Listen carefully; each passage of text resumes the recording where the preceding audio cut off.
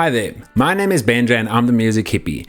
And if you've ever been in the musical mood for something that is a story to tell and a journey to take you on, while also maintaining enough feel-good energy to fill a kiddie's jumping castle, then maybe give Fleet Foxes' new album, Sure, a proper listen.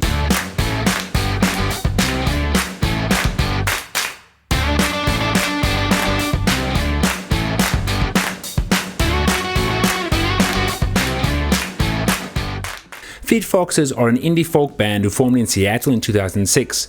The band gained recognition in 2008 when they released their self-titled debut and their EP called Sun Giant. The biggest game changer for Fleet Foxes was probably the song Mykonos off of Sun Giant. Mykonos is to this day a fan favorite and is personally my favorite song by Fleet Foxes and might even be my favorite folk song ever, ranking right up there with Mumford & Sons' Little Lion Man. Fleet Foxes are mostly known for frontman Robin Pecknold's lightly strummed acoustic guitar, his poetic lyrics, his soft voice, accompanied by swarms of beautiful vocal harmonies. The harmonies and subtleties in Fleet Foxes are reminiscent of artists like Simon and Garfunkel and the Beach Boys, but with an unmistakable sound that only gets delivered by Pecknold. On all the Fleet Foxes records, Pecknold has dabbled in the themes of the stillness of nature, the meaning of life, getting old, and the futility of it all. The 2011 LP, called Helplessness Blues, brought more attention to the band as the album quickly gained critical acclaim and got a nomination for Best Folk Album at the 54th Grammy Awards. The band's first two LPs had an uplifting air to the music and could lighten up anyone's day.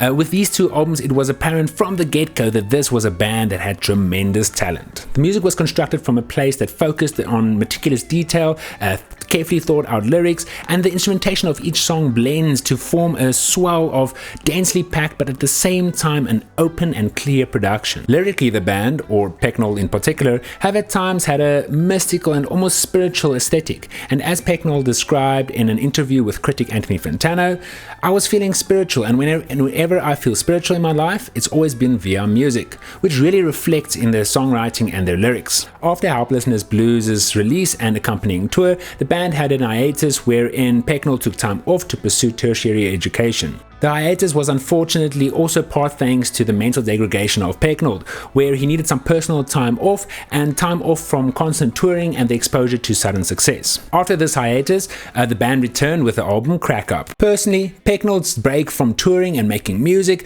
paired with the gloom of negative mental health, feels like it had a direct effect on Crack Up. The mystical and benevolent aura of the previous two albums took the back seat and made way for the deeper, darker sides of Pecknold's mind. This album might feel a little haunting at times, especially when compared to the previous two albums, and some listeners might not have grown accustomed to the new themes, although some other listeners might find comfort in the realness and the sadness of Crack Up. The new LP by the band, Sure, is quite the opposite of Crack Up, in the sense that the band brought back the tranquility of their previous works. Pecknold also stated that, "I wanted this album to be a little less personal than Crack Up and Helplessness Blues. I wanted it to be much more outward looking and more for other people and about other people." And that's exactly what you get from the first song in. The opening track, Wading in Waist High Water, had the band joined by a fan collaboration. The majority of the song is sung by 21-year-old Oxford University student Uweid Aker, I'm sorry I might be butchering her name,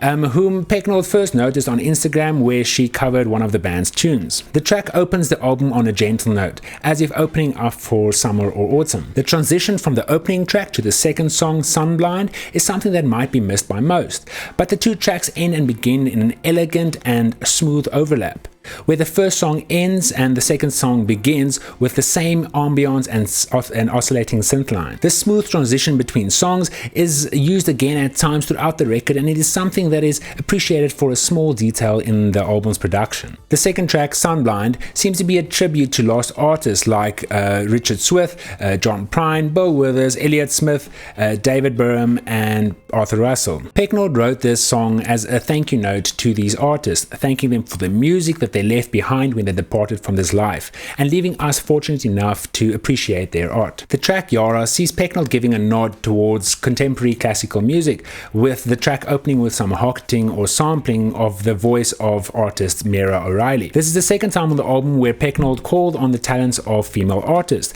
accentuating his shift from writing internally and of his own personal struggles. This track is a historical reference to folk singer Victor Jara, a national hero whom Pecknold deems as braver than he himself could ever be. The cut Featherweight feels like the closest semblance to a song off Crack Up, leaning away from the positive feel-good vibes, but rather gets real. In this song, Pecknold reflects back to the last year of his life and seems to compare it to a battleground where he also had internal struggles and mental battles he had to overcome. The track is filled with acoustic arpeggios and a subtle piano accompanying Pecknold's eerie and almost somber vocals. The track A Long Way Past the Past brings the listener back to life and leaves the bad vibes behind. Quite literally, this is a song that reflects on the past, but rather to the coming of terms and letting go of past regrets. The track feels like Pecknold gave a big sigh of relief as he wrote the lyrics for the song, and it might also even be therapeutic to those listening to the song and getting lost in the lyrics. The guitar embellishments and the production of the drums on the track Maestranza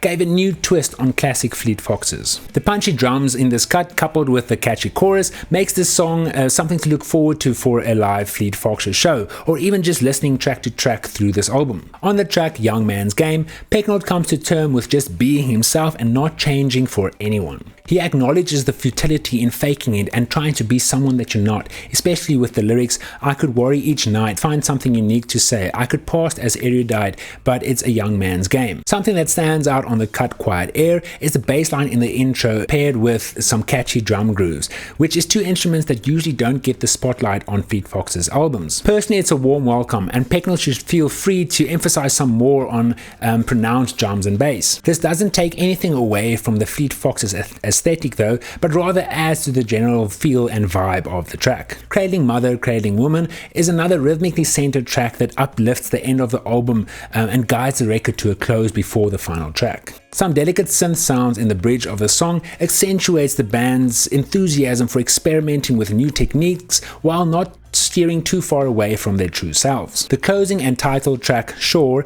brings the record as a whole down to a slow and subtle stop. This cut is again filled with great harmonies, and the imagery of seas and water coupled with water bubbling sounds thrown in tastefully really brings the album to a well-rounded end. One of my favorite things about this album as a whole is the choice to put more emphasis on the percussions and the bass guitar on a lot of the tracks. If there ever were anything missing from previous Fleet Foxes albums, it might have been the lack of noticeable drums and bass, and this was a warm and welcomed addition to an already amazing album. Fleet Foxes has always been a sophisticated listen, no matter which album you listen to, but with Shore it feels like they would be able to broaden their fan base while still staying true to themselves and to their longtime fans. It's an album that's a perfect introduction to Fleet Foxes, but also something that old fans would appreciate and feel right at home with. Everything on this album, from the production to the refined instruments to the mesmerizing harmonies to the meticulous yet easygoing and catchy lyrics, is something off of the top shelves,